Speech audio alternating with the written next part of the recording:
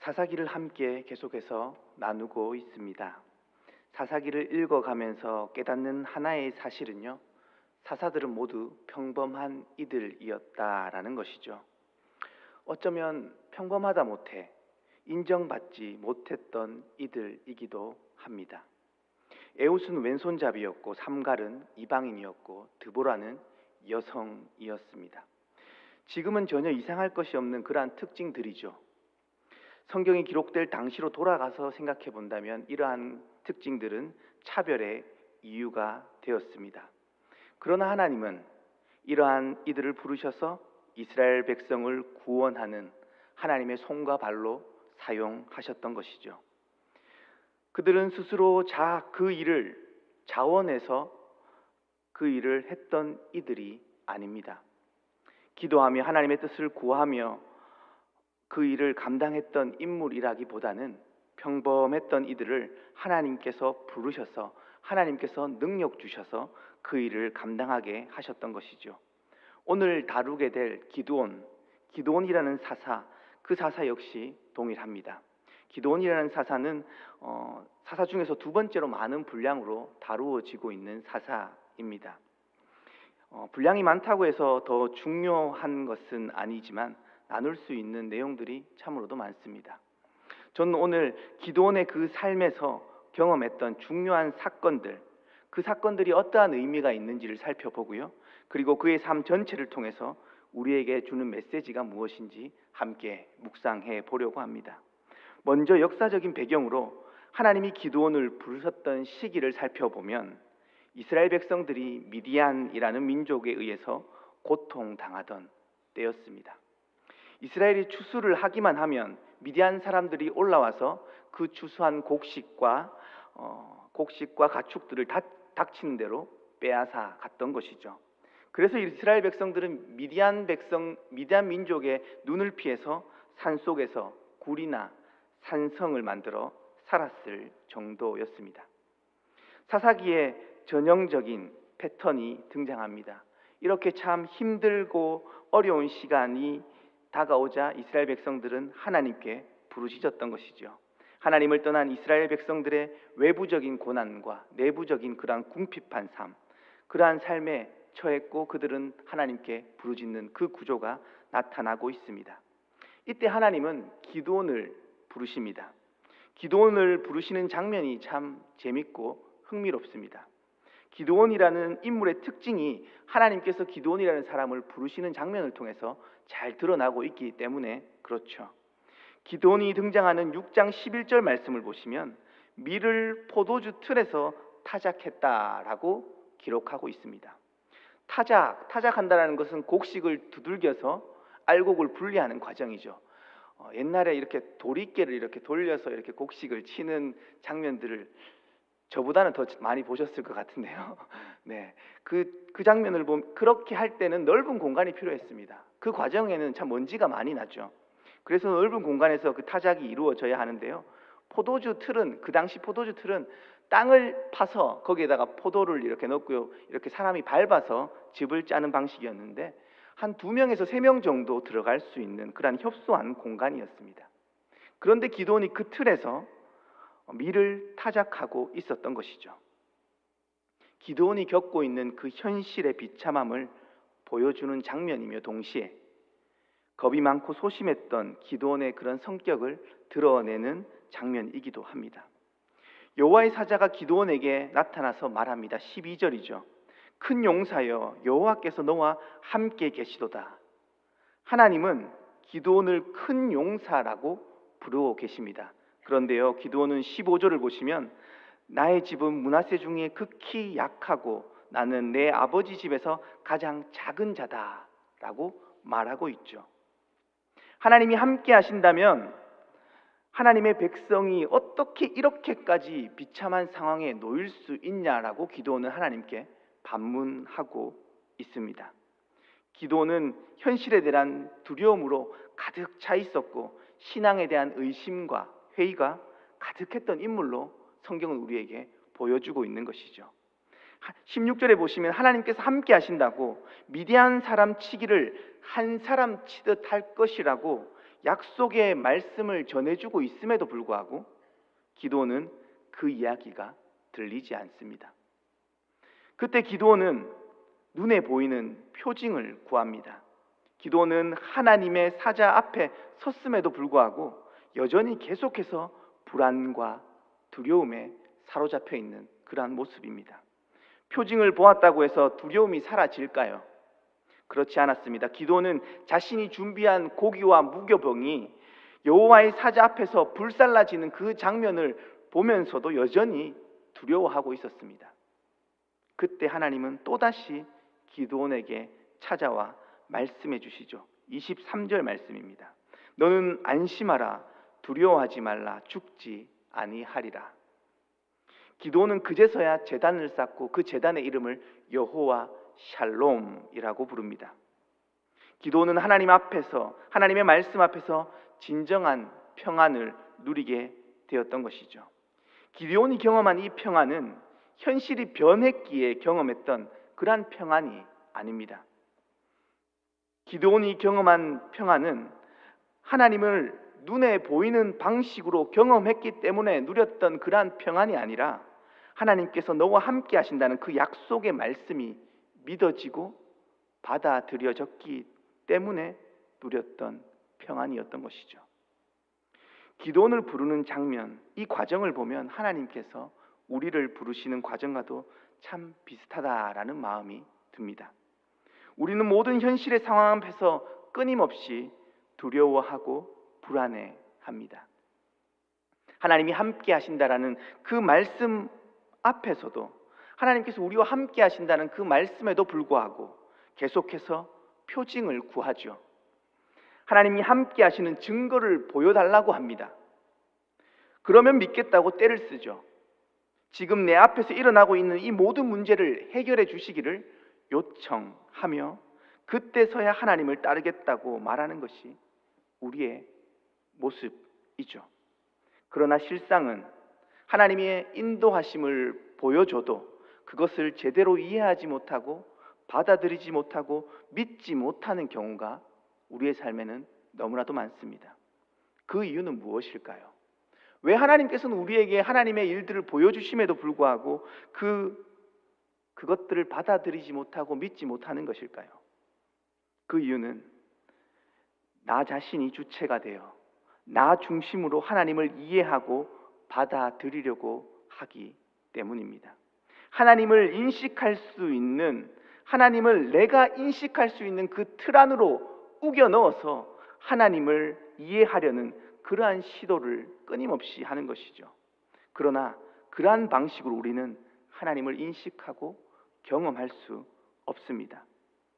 인간이 하나님을 만나고 경험하는 순간은 언제나 하나님의 찾아오심의 순간이기에 그렇죠.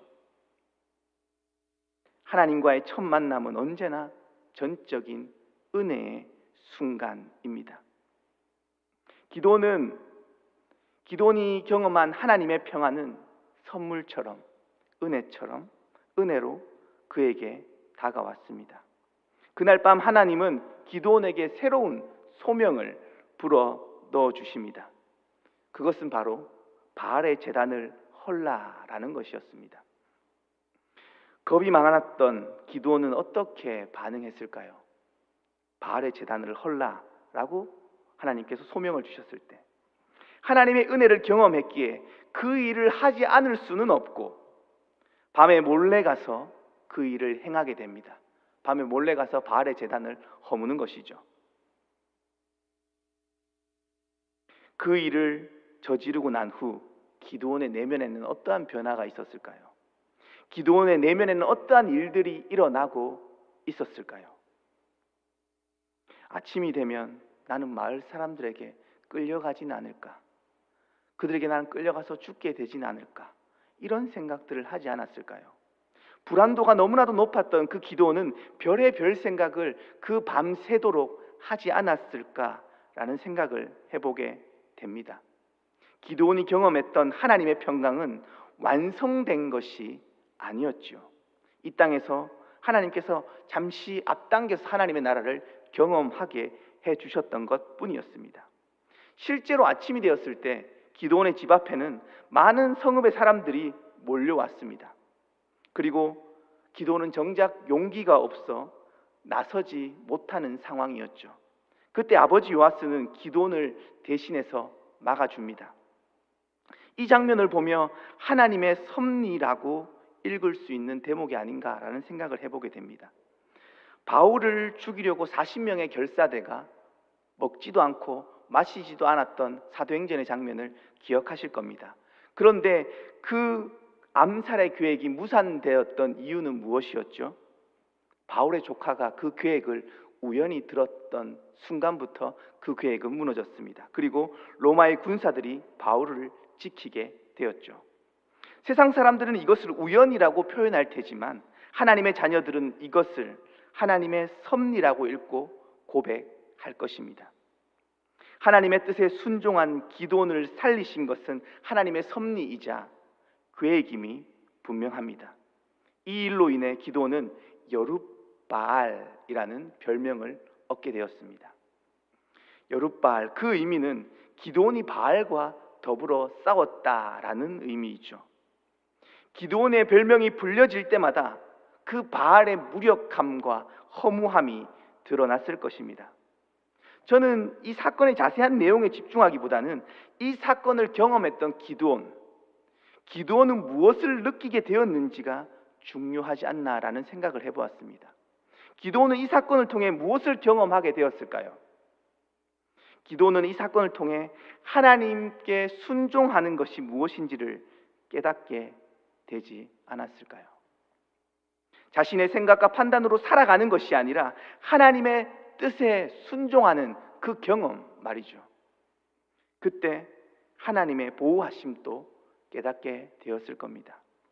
신앙생활 한다라는 것은 하나님의 말씀에 순종하는 경험이 쌓여간다라는 의미이죠. 인간적인 가능성과 판단을 앞세우는 인생에서 하나님의 말씀으로 자신의 자아를 꺾어내는 그 과정을 경험하는 것입니다. 순종의 여정 속에서 우리는 하나님을 새롭게 만나고 경험하게 되죠.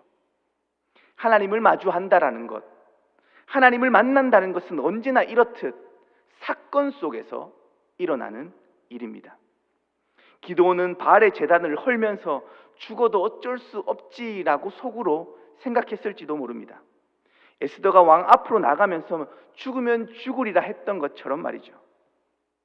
그러나 하나님은 순종의 걸음을 내디뎠던 기드온을 지켜주셨습니다.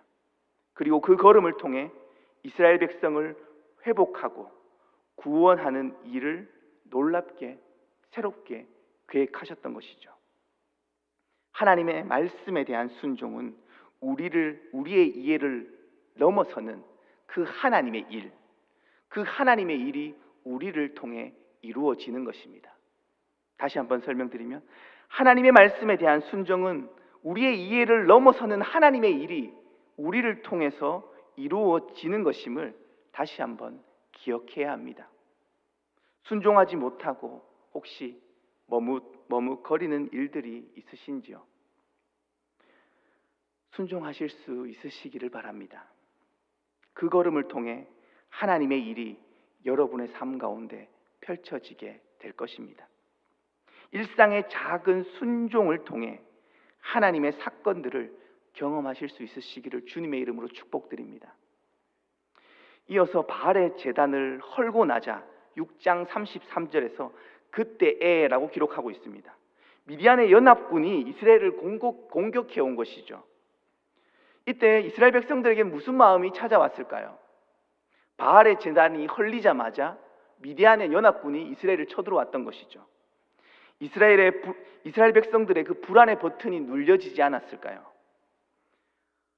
바알의 제단을 헐었기 때문에 바알이 경노했다는 등 이상한 가짜 뉴스들이 아마 이스라엘 백성들 사이에서 막 난무했을 것입니다. 이스라엘 백성들의 두려움은 또한 기드온을 압박했을 테죠. 당신이 바알 제단을 저렇게 했으니까 당신이 해결하라고 기드온을 압박하지 않았을까요? 사람은 쉽게 변하지 않는데 겁쟁이 기드온은 어떻게 반응했을까요? 이번에는 조금 달라진 모습을 보여줍니다. 그 이유는 단 하나입니다. 6장 34절에서 여호와의 영이 기드온에게 임했다라고 성경은 명확하게 우리에게 알려줍니다. 하나님이 그와 함께 하셨기 때문이라고 말이죠. 기드온에게 하나님의 영이 임했고 기드온은 나팔을 붑니다. 나팔을 분다라는 것은 몇 가지 의미가 있는데요. 그 당시에 나팔을 분다라는 것은 적군이 쳐들어온다라는 것을 알릴 때 나팔을 불었고요. 군사를 모집할 때, 전쟁을 시작할 때 알리는 신호로 사용되었습니다. 기드온은 하나님으로부터 출발하는 그 용기로, 그 사명감에 불타 군사를 모집했던 것이죠. 맨날 당하기만 했던 이스라엘 백성이었으나 기드온이 앞장서서 이렇게 병사들을 모으니까 여러 지파 합쳐서 32,000명이나 되는 군사들이 모이게 되었습니다. 이제 하나님의 이끄심을 따라 담대하게 미디안과 한번 붙어볼 만도 하죠. 그러나 기드온은 이때 다시 하나님께 표징을 구합니다. 내면 깊숙하게 숨어 있었던 그 불안과 두려움, 그 두려움이 다시 기드온을 집어삼켰던 순간이 아니었을까요? 어떤 이들은 기드온이 하나님께 물어본 것이 아니냐라고 해석할지도 모릅니다. 긍정적으로 해석할 여지도 또 분명히 있습니다. 그러나 하나님께서 분명 기드온에게 약속하셨죠. 미디안 사람 치기를 한 사람 치듯 하겠다고 말이죠. 기드온은 그 약속의 말씀이 흔들렸던 것이죠. 우리도 그렇지 않으신가요? 부르심의 삶을 살아가면서 순간순간 불안하고 두려울 때가 있습니다. 도종환 시인의 말처럼 흔들리지 않고 피는 꽃이 어디 있을까요? 기드온은 흔들리면서도 하나님을 붙잡고 있었습니다. 먼저는 사면의 땅이 마르고 양털만 이슬에 젖게 해달라고 구합니다. 이어서 반대로 사면의 땅이 이슬에 젖고 양털만 마르게 해달라고 구하죠. 표징을 구하고 있는 기드온, 참 하나님께 장난치는 것도 아니고 이렇게 해달라 저렇게 해달라고 구하고 있는 모습입니다. 그런데 이러한 표징을 구하고 있는 기드온의 심정도 한편으로는 참 공감이 됩니다. 얼마나 불안하고 두려우면 이렇게까지 하나 싶기도 하죠. 기드온의 두려움도 한편 공감되지만 하나님의 입장에서 기드온을 생각해 볼 때 얼마나 답답하실까라는 마음이 들기도 하죠. 너 안 써, 집에 가. 내가 다른 사람 부르고 말지라는 마음이 하나님의 마음속에는 찾아오지 않았을까요? 제 마음에만 찾아왔나요? 그러나 하나님은 인내하시고 기다려주시고 기드온의 요구를 다 들어주십니다. 확신을 가지고 전쟁에 임하도록 도와주십니다. 이것이 하나님의 은혜입니다. 겁 많고 불안과 두려움으로 가득한 기드온은 우리의 모습과도 참 닮아 있죠. 소심하고 주저하며 겁 많은 그냥 평범한 한 사람을 대표하는 인물, 그 인물이 기드온이죠. 우리의 자화상입니다. 하나님은 이토록 연약한 인간을 끊임없이 기다리시고 격려하시고 세워주시는 분이십니다. 하나님의 말씀을 따라 살아갈 수 있도록 우리를 도우시죠. 하나님의 섭리의 또 다른 측면으로서 이끄심을 우리는 발견하게 됩니다. 기드온은 하나님의 도움으로 다시 힘을 얻어 미디안을 공격하려고 합니다. 그런데 이번에는 하나님께서 기드온을 멈추어 세우면서 미디안 전쟁에 나아갈 300명의 용사를 선발하게 되죠. 너무나도 많이 들었던 이야기일 겁니다. 여기에서 저는 두 가지 질문을 한번 생각해 보려고 합니다. 먼저는 하나님은 왜 많은 군사들을 다 돌려보내시고 300명만 남기셨을까라는 질문이고요. 그 다음으로 300명을 선발하는 하나님의 기준은 무엇이었냐라는 질문입니다. 먼저 선발 기준을 보시면 첫 번째 선발 기준은 두려워서 떠는 자를 돌려보내는 것이었습니다. 첫 번째 기준을 따지고 보면 기드온부터 집으로 가야 할 판이죠. 안 두려운 사람이 몇 명이나 있었을까요? 32,000명 중에서 22,000명이 집으로 돌아갔습니다. 이 과정에서 자발적으로 나오지 않았던 이들은 모두 아마 돌아가지 않았을까 생각됩니다. 하나님의 일을 감당함에 있어 자발적인 참여가 너무나도 중요함을 생각해 보게 합니다. 억지로 감당하면서도 은혜를 경험하기도 하지만 하나님은 자발적인 참여와 헌신, 그것을 원하는 분이심을 우리는 발견하게 되죠. 두 번째 기준은 물가에서 물을 마시는 자세입니다. 개처럼 혀로 물을 핥는 자들 300명만을 남기고 나머지를 돌려보냅니다. 이 기준이 무엇을 의미하는지에 대한 해석들은요, 학자들마다 다양합니다. 저는 여러 학자들의 글을 보면서 느낀 것은 그 기준이 중요한 것이 아니라 하나님은 이스라엘의 군대의 수를 대폭 줄이기를 원하셨다라는 것입니다. 300명만 남긴 이유는 전쟁의 승리가 너희의 손에 달린 것이 아님을 깨닫게 하기 위함이었던 것이죠. 그 전쟁의 승리가 하나님께 있음을 보여주기 위함이었습니다. 옛말에 백지장도 맞들면 낫다라는 속담이 있죠. 그러나 하나님의 일을 감당함에 있어서 그 말이 성립되지 않습니다. 하나님은 두려워서 떠는 이들을 집으로 돌려보내버리십니다. 그리고 기드온에게 300명만을 데리고 미디안을 치라고 말씀하죠. 3만 명을 데리고도 두려워했던 기드온에게 300명을 데리고 가라니요. 하나님은 누구보다 기드온을 잘 아시는 분이시죠. 7장 10절 말씀해 보시면 두려워할 것을 알고 계셨던 하나님은 부하 부라를 데리고 갈 것을 제안하십니다. 나보다 나를 더 잘 아시는 하나님을 우리는 발견하게 됩니다. 하나님께서 기드온을 이끄시는 방식은 끊임없이 하나님을 더욱 의지하고 신뢰하도록 이끄셨습니다. 자신의 가능성으로 승리한 것이 아님을 끊임없이 깨닫게 하는 방식으로 기드온을 이끌고 계셨던 것이죠. 우리가 교회 공동체를 통해 함께 믿음 생활하는 이유도 그 때문입니다. 우리의 연약함을 아시기에, 혼자 신앙을 지키지 못할 것을 하나님께서는 잘 아시기에 우리에게 교회 공동체를 허락하셨죠. 믿음의 공동체 안에서 서로를 지탱해 주며 함께 하나님을 따르기를 원하십니다. 기드온에게 불화를 붙여주신 것도, 모세에게 아론을, 다윗에게 요나단을, 바울에게 바나바를, 언제나 믿음의 사람은 신신한 동력자들과 함께 세워졌습니다. 하나님께서 곁에 붙여주신 분들을 소중하게 여기실 수 있으시기를 바랍니다. 옆에 있을 때는 그 소중함을 잘 모를 때가 너무나도 많죠. 다시 돌아와서 하나님은 기드온에게 300명의 군사를 이끌고 미디안을 무찌르며 승리하게 하셨습니다. 하나님께서 이 사건을 통해 기드온에게 주셨던 강력한 메시지는 전쟁의 승리가 너의 힘이 아니다라는 것이었습니다. 그런데 이스라엘 백성들이 하나님의 이러한 메시지를 제대로 이해했을까요? 기드온은 분명히 이해했을지도 모르겠지만 이스라엘 백성들 전체가 이 메시지를 이해했을까라는 질문입니다. 그러지 못한 것으로 보입니다. 큰 성취 이후에 다양한 유혹이 다가오듯 미디안 전쟁 이후에 큰 승리의 공헌을 두고 서로 이스라엘 백성 내에서 다툼이 일어나게 된 것이죠. 에브라임 지파가 전쟁의 마지막 순간에 참전했는데요, 미디안의 두 방백이었던 오렙과 스앱을 잡는 그러한 공을 세우게 됩니다. 그리고 기드온에게 따졌던 것이죠. 왜 전쟁에 자신들을 부르지 않았냐고 말이죠.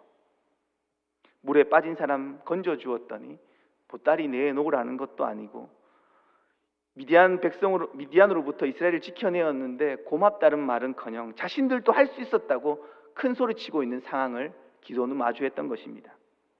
기드온은 이 일에 어떻게 반응했을까요?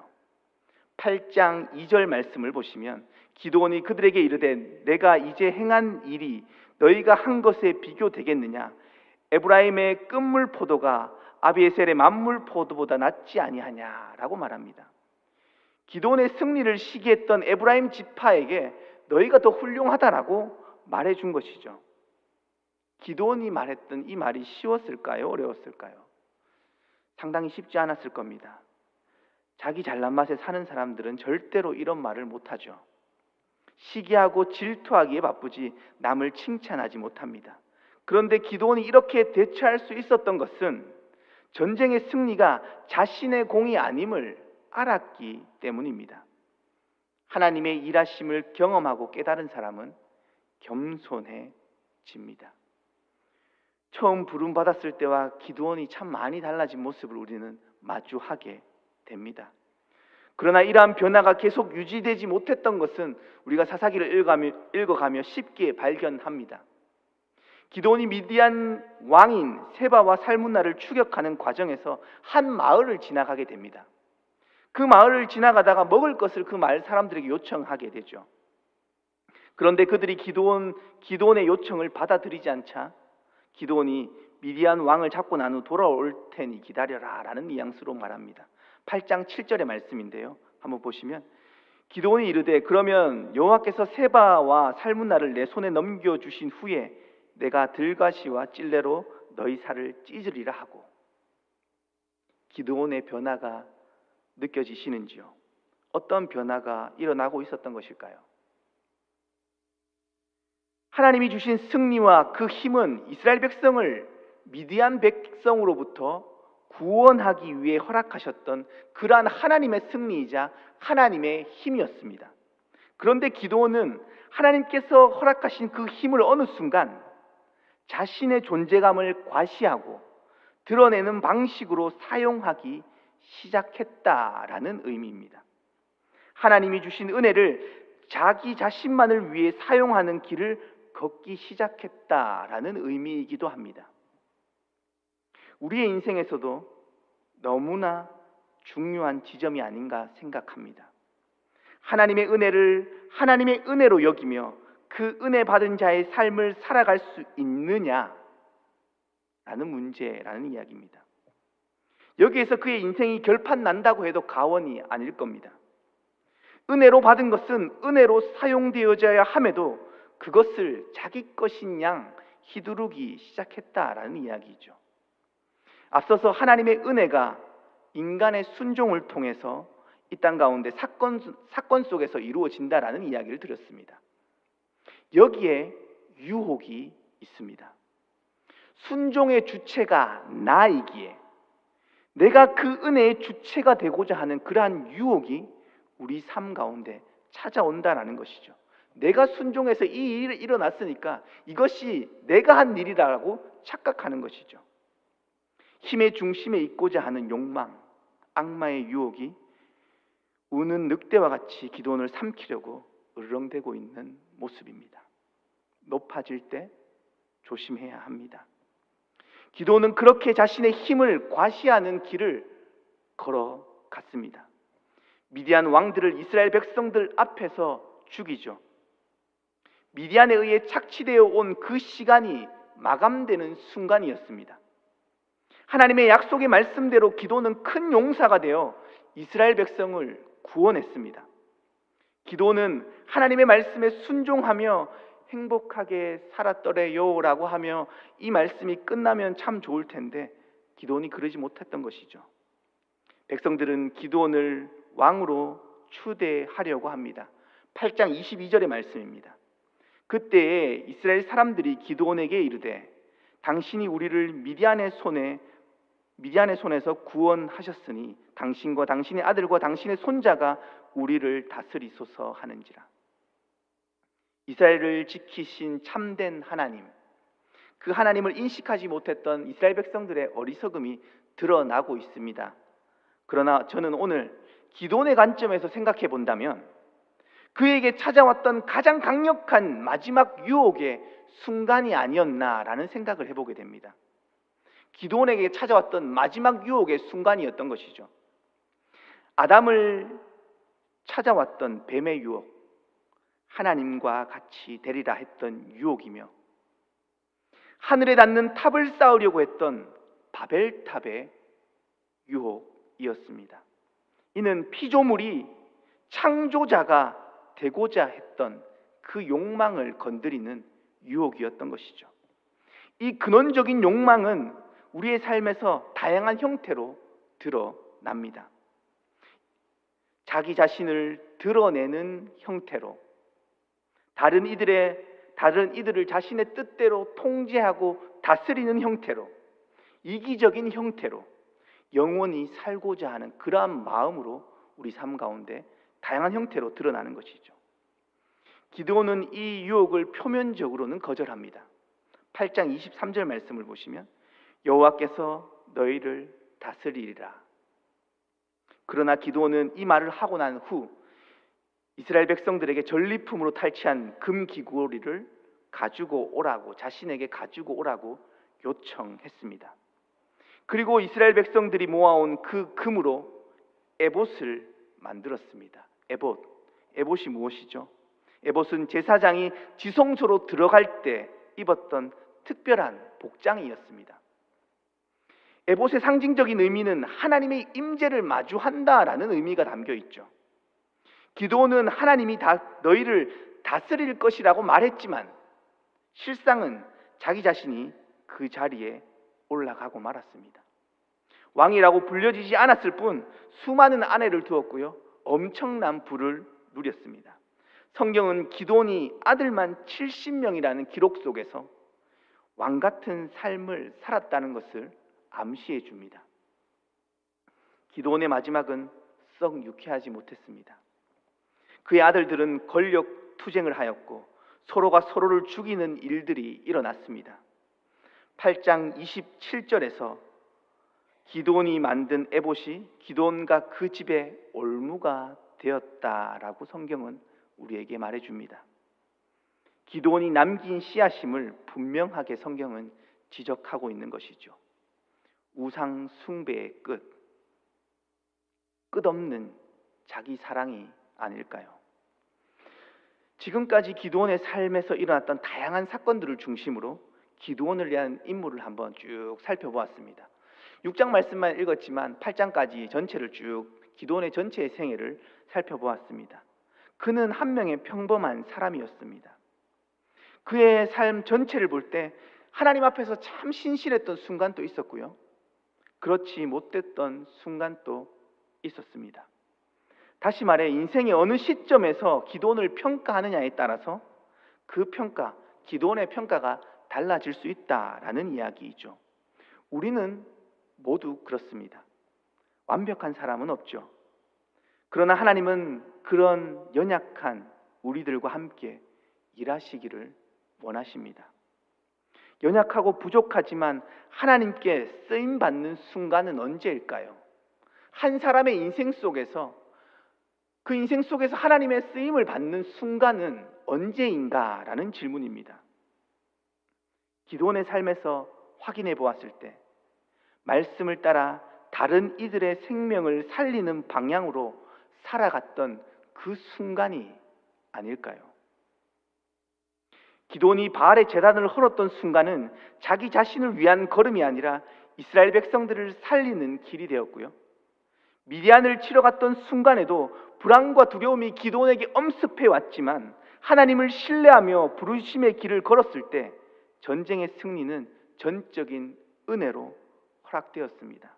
그러나 반대로 자신을 위해 선택했던 순간, 복수를 위해 미디안 왕을 쫓아갔던 순간, 그 과정에서 음식을 제공해 주지 않았던 이들을 위협했던 순간, 교묘히 자신을 위해 에봇을 만들었던 순간을 통해서 기드온은 하나님과 멀어지게 되었습니다.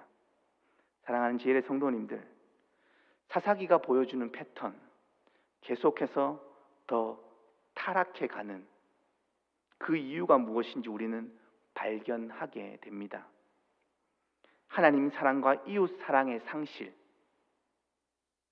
자기만을 위해 살아가는 삶, 그 삶은 자기의 소견대로 살아가는 삶의 방식으로 드러났던 것입니다.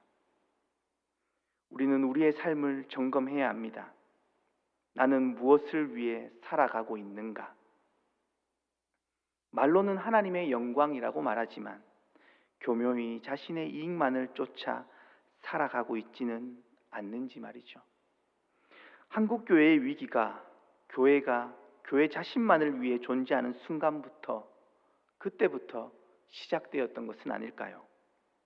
개인의 삶의 위기도 자신만을 위해 살아갈 때, 자기 사랑에 빠져 다른 이들을 보지 못할 때, 그때부터 시작될 것입니다. 기도원의 삶을 통해 우리의 삶을 돌아보는 계기가 되시기를 바랍니다.